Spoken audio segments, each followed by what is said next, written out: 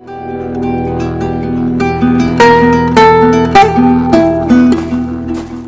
de ton âme. Et cause à la vie. Donc on se met dans un peu ça et cause à la vie pour la âme. Et l'ornement de ton cou. Donc dans le Bible, vie pour la âme. C'est que diable a conquis jamais qu'on vous dit pas récit. Amen. Occultiste a conquis qu'elle n'a jamais qu'on sacrifie un peu à Dieu. Amen. Il y a beaucoup de battu moussous. Maman n'a rien léyé, maman n'a pas léyé. Mais on t'a la bassande de la cas. On va écouter un pasteur. Bando qui va s'allier qui t'a fait balayer. Dès que pasteur m'a fait ça, on va dire non. Pasteur a zone délivré bana bandoki. Mais curieusement, bana bandoki va s'allier coalition. Bah oui, tu mets des flèches. Bah petit pasteur flèche. Non. Je suis pasteur. Pasteur à quoi? Ameki ko sambela rien. Baninga ba sambela rien. Ba ki hôpital pasteur à Koufi. Dans ma Koufi, ne bandoki. Ba misi seke. Bana ba 10 ans, 9 ans, 11 ans. Oto mega ki yomo to tinda kinga to te kasi yomo to meto mega ete ay pasteur akufi sikoyo ba pasteur musa yo na ba bengani bana na ba patiwa ebiza ko pe ekufa na est-ce que bon ça bien ken na epesa na kanda moka ko sakana te na ba ke no bando ki ba le pasteur alléluia bana zambe mais pas na yesu la matin na kombo na yesu amen dengo zozo sema même ndoka ko banga yo yo ndoko liando parce que on comme danger de mort amen oyo ko loba ndoka ko yo amen oyo ko loba e ko simba ye amen muta ko loka ye ko loka matin c'est pourquoi on m'avait même maudit au niveau de l'église ngai bala kele ngama be katina eto ba de pasteur et pas quoi te lipaté devant l'église na kadi donc na li na maudit quand même Dieu a changé la malédiction en bénédiction mais zambe a bongoli malédiction na bénédiction parce que j'avais quelque chose en moi aujourd'hui mais les lots tu vas voir yo komona ça va transmettre de pain na yo amen ozozo yango lelo amen ezokota yo ata mama boti yo ata zandoki ata papa zandoki ata tata mwasi ata okoti na quartier bandoki bango nyonso bakosila amen bakomekonza bakopeta ye amen aloba amen na bien amen continue. Elle sera la vie de ton âme et l'ornement de ton cou. Yoka, et cause la vie pour la âme, ornement pour la kingo. Alors tu marcheras avec assurance dans ton chemin. Yoka, ça va le dire. Enseignement est ce que aussi. On comptable avec assurance dans zela. Amen. Attends, on va qui marche aux arrêtés. Amen. Attends, on s'entend pour l'accident exacté. Amen. Donc le bas n'est pas dans sa paix. Amen. Même Bayanga va savoir makita la bango sans effet. Amen. Bako pesa ba ordre. Bako sala makita mais bako zoya tamuke. Parce que Dieu est avec toi. Simba yoka ozana assurance loba nzambe nanga nazu assurance ya vie et ton pied ne heurtera pas yoka nzambe lobi tango si osema même likolo ko tout alibakuti amen nana yokinga amen mebele ya batu atuti libaku akwe akufi atuti libaku linzaki elongwe atuti libaku me libaku mabe nzela zokende mabe na mabe me yote amen loba yote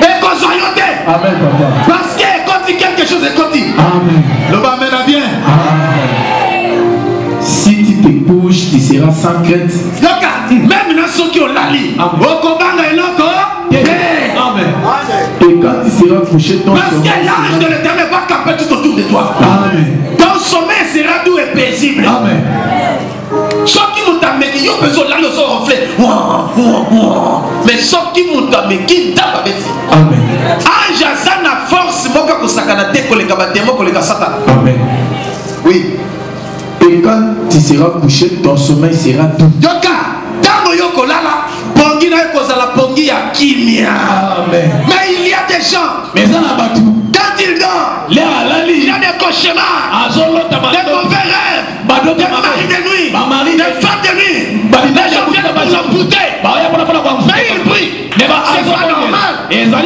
enfant de Dieu être envoûté par un sorcier ou une sorcière donc on compliqué par le bas amen c'est comme le bas Yahweh donc on compliqué par le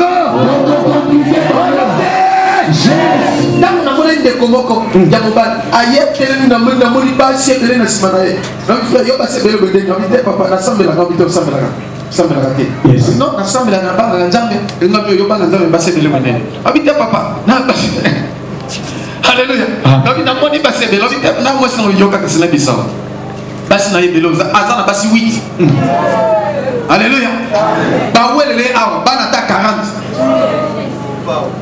mopao so mutu abonga kokoma riche ndenge nini akofungwama ndenge nini ye kobogara yawa ye kolime nzimbu lo nalibenga poshe eloko te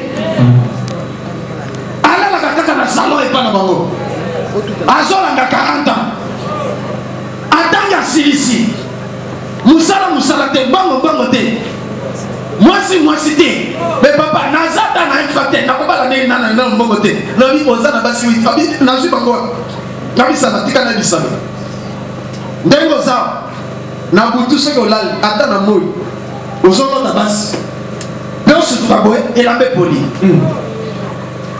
eza bongo te oyo eza bongo nabi me ntango yo olalaka wana olota komonaka na bilongi bamosusu baza na quartier mosusu voisine na bino mais aza koko abalukaka elongi ya jeune fille naloba te naloba papa azawa kasi te frère azawa naloba ye moko alobi naloba alleluya sikoyo bilongi wana moni elongi ya jeune fille ya kitoko basali na ye makambo nyonso esili asuka pongi esili ya monika eza bien eleki nango aki asambela babi papa jour mosusu makambo mosusu eza bongo jour mosusu namoni ti 3 heures prière des horaires à 3 heures papa titi na telemili milimo wana ntina bi ok papa kokanga nokanga misu naopongi bien te ebandi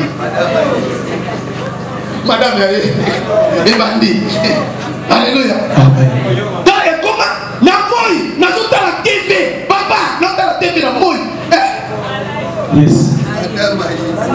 nanimbi nasuka kwa madame ye esalami papa na baye so nasala ni omoni basi witango naza na raison to naza na tort abi te papa oza na raison voilà sikoyo nazopesa kisi mpona nini biloko elongo nabi ce monde est régi par de l'ordre et des principes tozosambela moto afungola baporte nyonso ozali na lupango moto aye kodiemela mama koko aza na 77 ans aza voisine ayebi mpe aza mpe veve mokala sakofu mais aya azwa chéri na nani garso wana alleluya nabe kotanga ta mama koko mpo akufi nani mokonzi nde ntango tobondeli nzambe nayebisa esala boesala bokomona asali premier jour deuxième jour ye na cousine na eboye donc bitumba moko avingi asambisi ye oko yavandi nde epai na bango mais non comprendre te toyini nye tozalaka bien nini donc avingi moto yango azofinga wana na église ye cousine wana webi oyo nini azojoue asambela na tembe abi ngai na 17e ans teli kuna Satan qui est terrible le amen yango komanga te moto azoparle en langue n'aie pas peur de celui qui parle en langue c'est pas tout le monde qui dit c'est le Seigneur Jésus qui craint Dieu n'aie pas peur de prophétie alléluia amen. On a reçu notre maman ici. Elle habitait Yolo. Mais cette maman, c'est une grande servante. Une grande sorcière.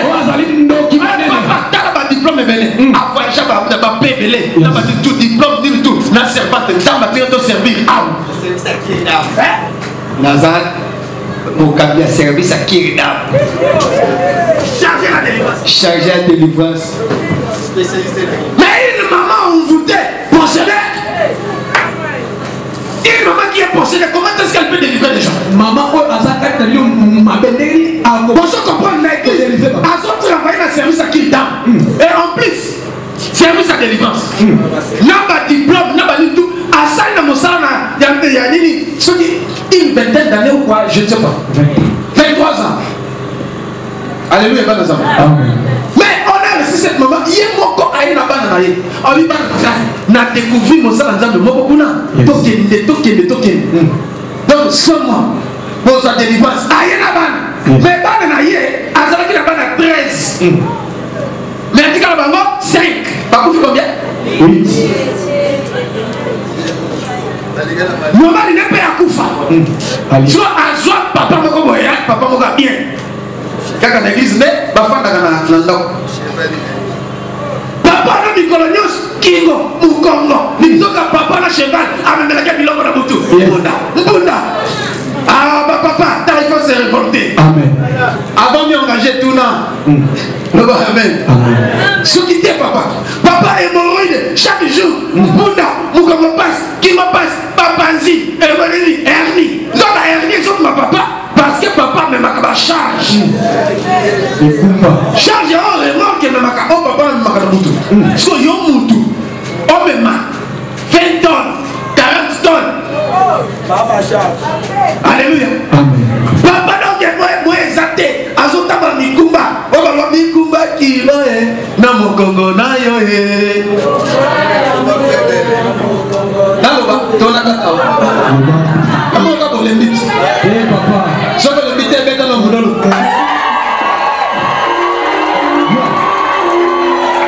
Amen, Banazame. Toi, pensez, dès ma moyo, tant que bon délit, moi, n'a pas dit mon nom. Moi, n'a pas mon d'aller, mais aïe, la veste bien. Aïe, la tosse qui cabane la chemise, ce qui n'est pas, moi, n'a pas cabane. Papa, n'a pas souffert, n'a pas dit business, n'a pas non, c'est papa, maman, sa servante, papa, papa de basilic, d'autres qui sont 5, na 5, on a moko, azam moriba, aligabof. Que faire, papa? Il a kabo. Ana zana si maman kambo. Ah oui, bon, bon de la zam. Oui, jour on a bien zam, la 15 maison de côté. Non, il boya, tous avant maintenant boya vendredi. Le bon de l'expansion de l'homme qui va s'abaquer. Vendredi, tango baye.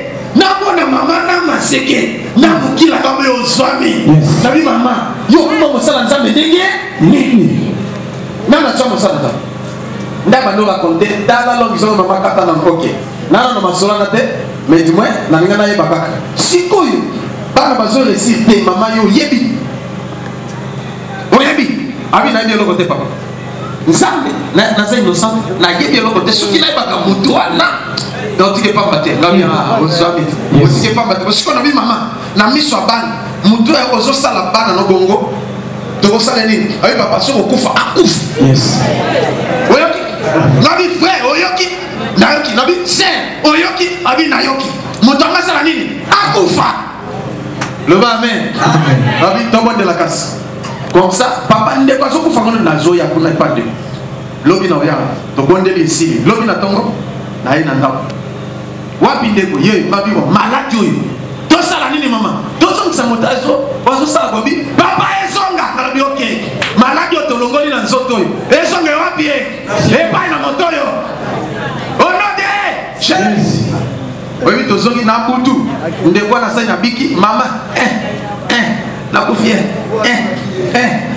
Oh nini? Oh mwa swaki. Oh soki nini? Donc si vous avez une tâton à mise en pigeon de l'eau, l'émission à RTA, donc à Bazo, il y a quand même un de la table de Dogoya.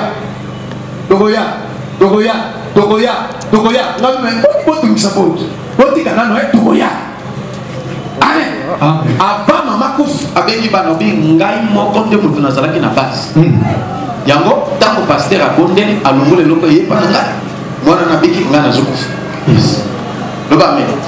Maman saline bana pe basaline bafubami na lobi lelo ozozo atos ozokota na nzoto na yo ata mama na yo ata papa na yo akoyoka kanda nzambe loba amen zamba kango na yo zamba kota likambo na yo lelo na opesa loko o mabongo te na ina sumisa toza 19 na tika na 10 minutes. Je n'ai pas encore prêché. C'est l'introduction. Les redoutes ni une terreur soudaine. Okobanga attention, on va te faire dans la brisque. ni une attaque de la part des méchants. Ah oui, ça va le bien. Enseignement, tant que je suis on mettre en pratique, on dit au combat même attaque. On ne pas la méchant. Au combat de l'autre côté, il y a la vision. Il y a la vision. Alléluia. Papa Tomoni, yo aussi attaque. Papa Thomas, Papa Okufi, Papa Tomoni, yo aussi attaque. Au dîner la maille, non bien. Ce qui est baka. David Nayoki, merci beaucoup. Maintenant, attaque et Zwagana. Amen. Oh, qui d'autre ici Magana. L'enchantement Nzambe à Logana. Quand on Logana, il sous Azate. L'enchantement n'a rien sur Josué. Ni la magie, ni la divination. Parce que celui qui est au moi est plus grand, plus fort que celui qui est dans le monde. Oui, l'esprit des morts. L'esprit des morts, écoutez, il est prêt, ils ont un projet de Satan. Là, le boy a fait. Écoute, alors, Nakobanga attaque Moko. Quand tu ne trouves pas dans la porte, on va la bande dans quartier. Alléluia. Même s'ils étaient venus par un seul chemin, ils fuiront par sept chemins. Même s'ils étaient venus comme un fleuve, l'esprit de l'Éternel les mettra en déroute. Je les déclare aujourd'hui, tous vos ennemis sont dispersés au nom de Jésus. Parce que l'esprit du Seigneur est sur vous. L'esprit du Seigneur est sur vous. Et tous vos ennemis, oui, la maladie, et la malédiction, les blocages, et le freinage, vont rien sur vous.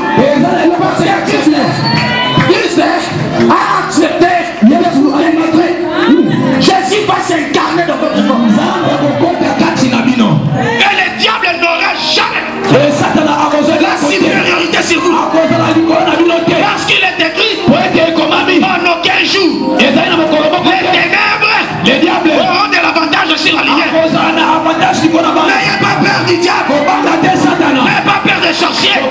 N'ayez pas peur des magiciens. Vous êtes vivants. Il va vous défendre.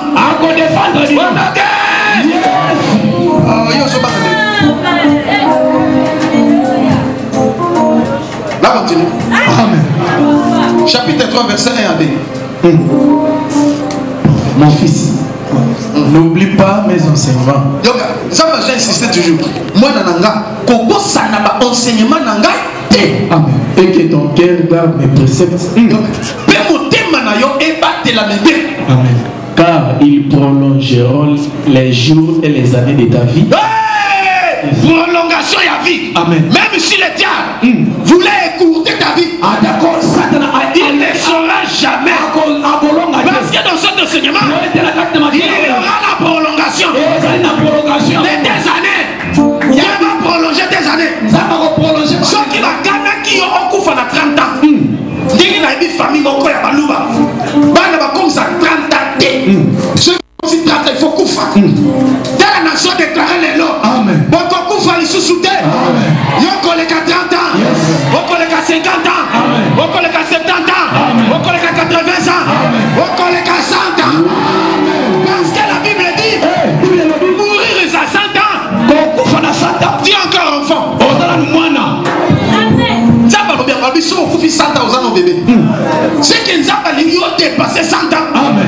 Même si tu es malade, il y a déjà la solution. Parce que cet enseignement va pénétrer dans ton corps. Et ça va changer les données. La maladie va disparaître. Comme je déclare maintenant. Comme je parle maintenant. Il y a des gens qui souffrent de diabète. Approchez-vous ici. Si tu es diabétique, passe devant ici. Je vais prier pour toi. Le diable va se manifester. Les diabétiques, approchez.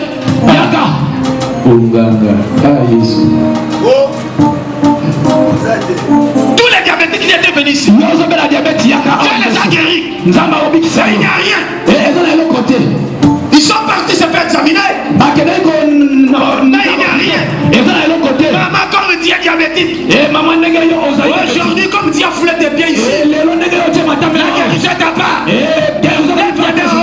y a même des yeux. L'église,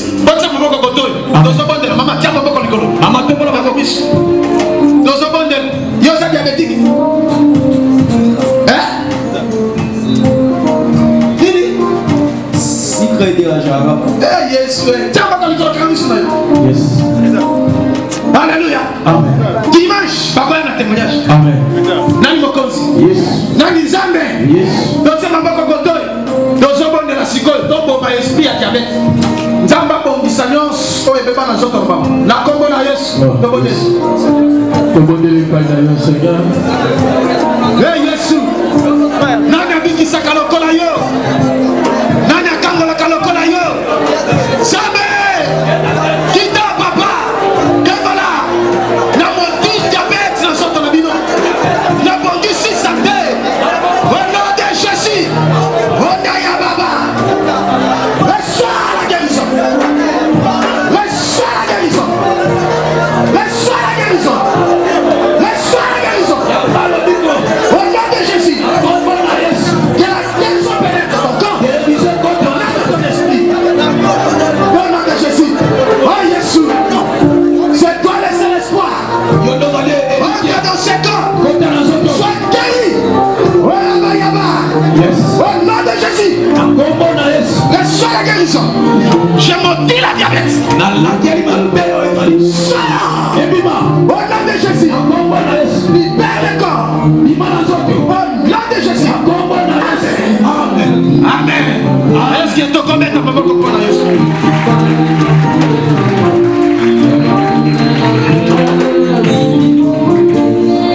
Alléluia. Amen. Nani Mokonzi. Yes. Nani Mobikisi. Yes. Nalobi Nzambe asa s'est décidé. Amen. Qu'il y a un bon gars. Amen. Ah. Cet enseignement, Dieu me l'a révélé. Et je le donne à ses enfants. Ils sont fidèles. Et non aux chiens et aux chats. Ni même au porc. Amen. Zamba lobinanga. Enseignement où on appelle ça la banane. Amen. Je donne pas tout le monde. Il y a des mystères dans cette enseignement. Matthieu chapitre 7 verset 6. Matthieu chapitre 7 verset 6. Nango zawate. Nzambe nakubelela yo. Nzambe yabanga mo. Ofumu Yesu zawate. Nzambe nakubelela yo. Nzambe yabanga mo. Tala biso bato biso ba oyo tokufeli nini ye koko se moko Adamu na Eva yango tata obaka biso wapi ye Yesu oza wapi Nzambe nakubelela yo. tata Nzambe yabanga mwana. Matthieu chapitre 7 verset 6. Ne donnez pas les choses saintes aux chiens. kopesa biloko ya bana na bambwate biloko esantu kopesa na bambwate Et ne jetez pas vos perles devant les pourceaux. kozwa mayaka na bino te bobwake na bangulu Des perles qui ne les foulent aux pieds, noki te bakonyata yango na makolo ne se retournent et ne vous déchirent. bakoki kobalukela bino mpe baye kopanza bino loba amen. Donc enseignement oyo Nzambe a destiné yango mpona bino. Enseignement oyo eza bien préparé mpona bino loba amen. Amen. Et des mystères cachés qui sont dans cet enseignement. Je vais vous les donner. Parce qu'il y a permis. Loba amen. Et tant que bino bokozwa yango pour mettre en pratique. Osuka na boyo kaka kate. Loba amen. Amen. Nde loba ndisi ko mate. Loba amen. La prière. Le sambo. Nous parlons sur la prière. Le sambo. C'est le premier chapitre. Ezali chapitre ya liboso. La prière, qu'attendez-vous par la prière? Nini oyo ezali le sambo. C'est acte de religion par lesquels on s'adresse à Dieu. Ezali acte de religion par lesquels on s'adresse à Dieu. Oyo mutu azali ko s'adresser et pour le pleurer ou pour l'adorer. Poete agumamela ye poete aspirier. Ou alors demande faite à titre de grâce. Ezali kosenga epai na Nzambe asala ngolu. Demande faite à titre de grâce. Ezali kosenga poete Nzambe asala ngolu. Est-ce que vous comprenez ce que c'est ça la prière? Yango nde lusamba. Et mutu nyonso oyo azalaka makasi na prière mpe à respecter l'instruction divine nde Nzambe asalaka nde makambo ya misiki. Amen. Mutuana akosala ba exploit ya kosakanate. Amen. Mutuana aza censé ya kokende liboso. Amen. Nde yo lokolo tie makolo awa otindami ya kokende liboso na kombo na Yesu. Amen. Balinga te nzamba sandimi yango. Amen. Nalobi ata ba boy na nzamba ndimi yango. Amen. Ata ba tie tembe ba kombo na mona ba preuve. Amen. Parce que ngai pe ba tiaka tembe. Amen. Dans mon jeu koloba Yesu abimelinga. Ba to mo koma sekini. Les gens il y en a d'autres qui se moquaient de moi. C'est l'aventurier. Peut-être c'est la souffrance. Ce sont des rêveries. C'est l'escroc. Ça me passe à la moquée la Bible. Oh, Jésus, le fils de Dieu, c'est lui Dieu. La Bible est partie dans la vivante. Est-ce que. Ah, ne croyez pas. Bon, dit matin. Mais, l'épreuve. Yesu Yemoko a commencé à apparaître. Yesu Yemoko a bandit comme il à tous ceux qui doutaient de moi. Lui-même a commencé à me justifier. Et après, il a commencé à me venir et à me lever. Celui qui était hier receveur et aujourd'hui il est devenu prédicateur de l'évangile. Et il est connu dans tous les 5 continents. Et Dieu a commencé à m'utiliser d'une façon ou d'une autre. Il a commencé même à me prendre physiquement pour accomplir une mission. Je ne sais pas si vous comprenez. Amen.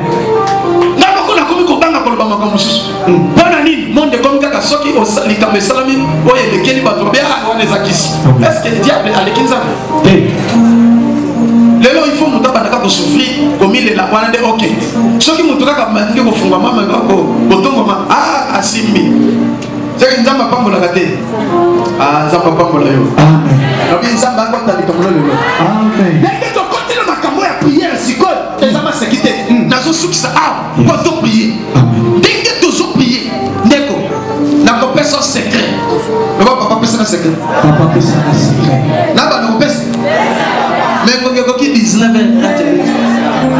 l'obbi n'a pas personne secret. Amen. L'obba me balance. Amen. Les mecs avec une introduction. Amen. Mais dans une histoire de la zambe, il y a une introduction. Yes. Amen. Bon frère, oui. On y va savoir qu'il y a 8 femmes. Sauf que mari de lui. Physiquement, frère Azamé. Frère Azamé. Mais à ce qu'on gâte la vie. Ma maison simbaté. À ça, nous sommes simbaté. Nous avons 8 femmes. Et ndega kene na kikos. Il y a mon copain qui sous. À ça, la pluie nous sous balé na kikos. Nani mokozi? Yes. Nani nzambe? Yes. Nani? Nao suki sawa. Kolekto bonde. Frère soit qui kikoso kuna ke komi sepeli saimo. Frère, ko sa isu komande. Amen. Loba amen. Amen. Laisse comme mi bana basala kuna madame Elena na mari de la toilette, basala ke kuna toilette. Ndenga sepeli sa, nyoka bango bazo récupérer. Bazo bota. Bana 40 eza. Frère ça na 28 ans. Mais pas na 40, pas na 8. Nalobi mabe. Na fingi mutu. Na toki mutu. Obeda tama ko bete. Tata nzambo za wabe. Tata nzambe. Bien-aimé, ndeta moto bondeli. Makambe passé kuna na yena cousine na. Et indi mabe. Donc tata moi si pas bana pas tata moi si tata ya bengani akoteli mwana na c'est na ita soko zola mais habitant motif fini no so bengana na parce que ngai non ti prier na koti ya koteli ngai jeton na pro mais de comme non c'est comme ça c'est kani bana ko finga na ti to komi boy na lu ka motif li comme la sali na éviter so de taille so de oh c'est que ça li ka mususu abenga na téléphone obi papa so comment passer comment so vous attend la caméra donne kende kuna décide tu dois quitter là-bas so quitter au voler parce que malheur les autres ne pas se décider à quel pas camarade le bas amen dans la kuna maman voisine avec le logaye lobi na donc akewa oh tu peux t'inquiéter alléluia le pas bazana numéro na ye abengi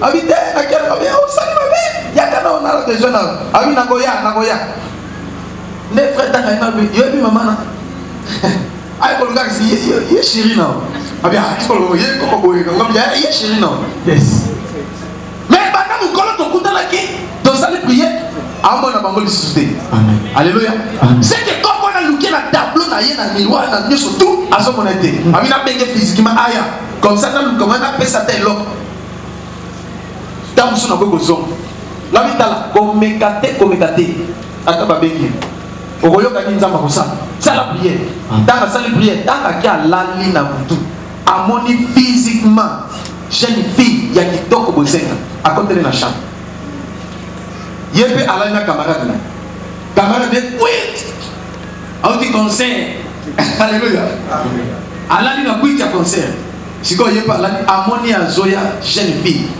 apusani alika ka simbe balobi au nom de Jésus amon kokoba o ana siko balobi kokoba tamba balobi atala bo muta disparaître abi non na monier alléluia amen ay papa na sala ninga ko benga ite ko serete yo zelo ko yoka sam même jour na moy kokoba auto sukola libakwe akwei bana ne baye basimbie ake azolenga mwete apana motema oni tension mati bake l'hôpital ça ne va pas pas que la va ake azali société zambe azuye loba me bana zambe kako na soloba mutunyoso oya bloka kavina yo mutunyoso oya luka kasala mabe lelo zamba sala e mabe lelo zamba beta ye lelo zamba corriger ye lelo zamba fina ye lelo kalenge la kema pe pona yo esongela ye onode mutunyoso oya luki ko sala mabe topo ya sala mabe au nom de Jésus ils vont corriger ye amen oh ba mela kete dès que on gagne amen na makabisa na mabo c'est gars qui passe à l'opération quand on a kiss mais là on va pas se connaître tout ce monde là opération de l'orole yango qui viendra témoigner la ligne ba mieux bani et libre ba ko ba témoigner toi qui viendras témoigner au collègue de témoigner amen amen David partout mais papa que matin oui qui est matin faut que la vérité comme makolo ça la matin de ayuki que kokora na asala rage na kiboto et les là frère sur ça le bas amen et comment que papa unité papa crédit papa na bien ça va pas pour l'agneau le bas même les abbés papa qui nanga na bien ça va pas pour l'agneau alléluia je pense à ma foule la vie na yo parce que au tient ma colère au copier et les secrets donc on fait sans secret lobby amen nana le bien amen maman on ko sepela que tant on ko sambela on ko regretter de l'autre côté ah nzambe nanga visiter amen on nazala makapembela kono mais na uli lelo ezalaki introduction amen lobby nde tokondi na mama na makabo secret ntango na kopesa yo tokomeka essaye kaka akaka loba amen loba amen donc yaka na papa yaka na mama yaka na bana yaka na ndeko yaka na mutunyonso na quartier ata bata malade kongola bango sikoyo bamalade baliza bika sikoyo lobi te oyaki malade ozobika sikoyo nzambe asa lobi yalinga matisa bino nyonso na dimension ya likolo lokola asa lobi esili loba amen loba amen soki omoni mutu azokoya koya suspecte ye nabi lelo nzambe alobaki ke azobanda komakisa bino na ngai mpe biso nyonso na eglise oyo ezomata po eza eglise na ye moto nyonso aza na eglise oyo yoka ndenge nazoloba na yo nzambe alobi boye baporte efungwami mpo na yo ava yo senga ye apesi yo ava yo loba ye se apasi aloba ava bouge ye se abougaki deja ah nzambe asepelisa bino koleka bangolo bongoli mpasi soki natangama na yo yesu soki natangama na yo yesu soki natangama na yo yesu soki natangama na yo yesu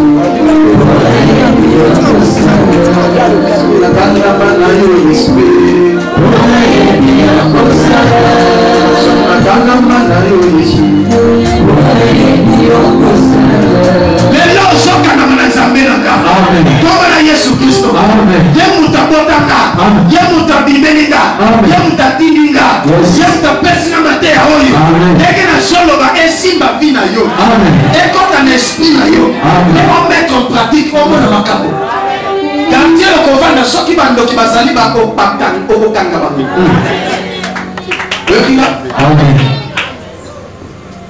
Ah, mon coquille. Le ministre de l'ensemble. Zobenga évangéliste Didier, aïe mon papa Psona, prier. Nous sommes de la 15 minutes, la 15 minutes wana, au bout de quelque chose dans la vie. Mais les gens qui m'ont changé. Ceux qui m'ont échoué dans 1000 fois, les gens ici. Ceux qui ont accompagné par les années compliquées de Fouba. Ma voyage de Fouba. Ma femme de Fouba. Ma moussa de Fouba. Ma bien de Fouba. Hôtel de musique à tous. Dans mon hôtel, il m'a appelé la Yesu Massia.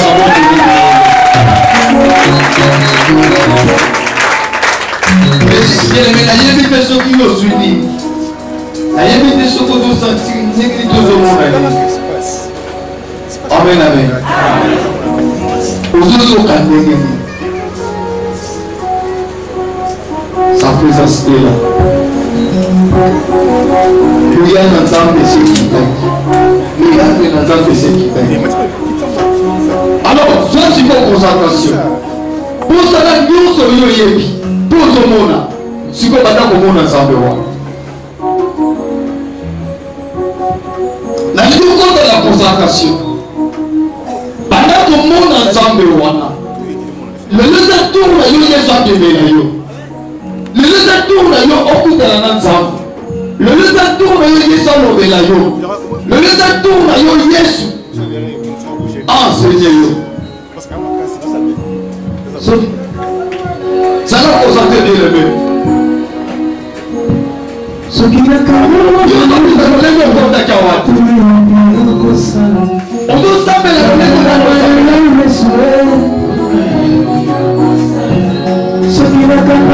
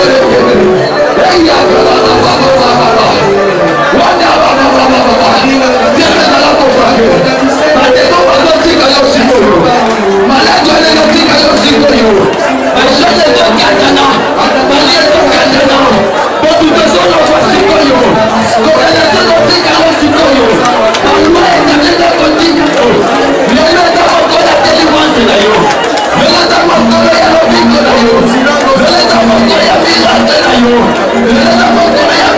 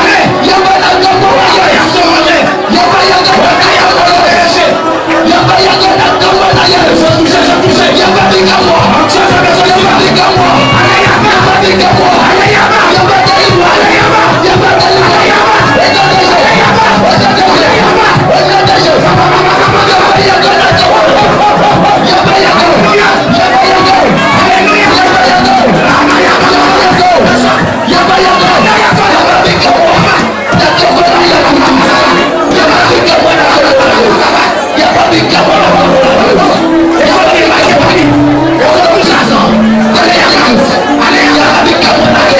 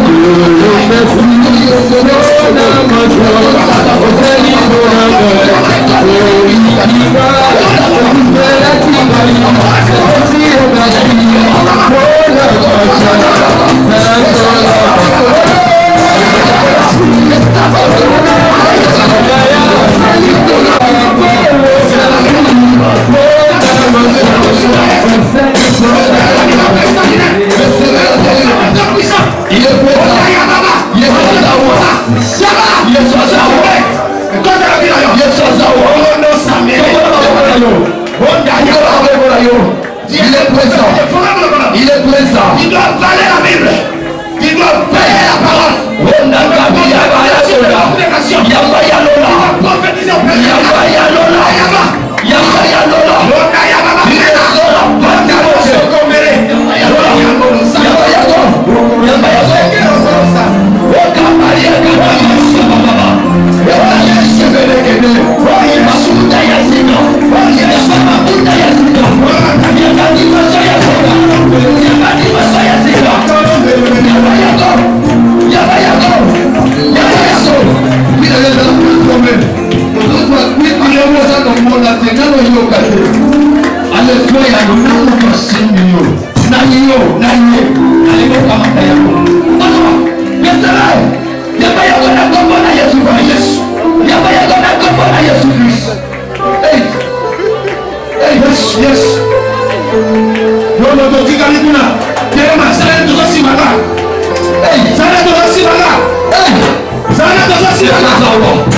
allez, raison libérée, l'onction les gens là, les gens là, t'as mis dans le tu vas prophétiser, viser comme faut ça va s'opérer, ça va s'opérer, onction à jamais, et pas d'accord là, dans ma boca, allez, recevez,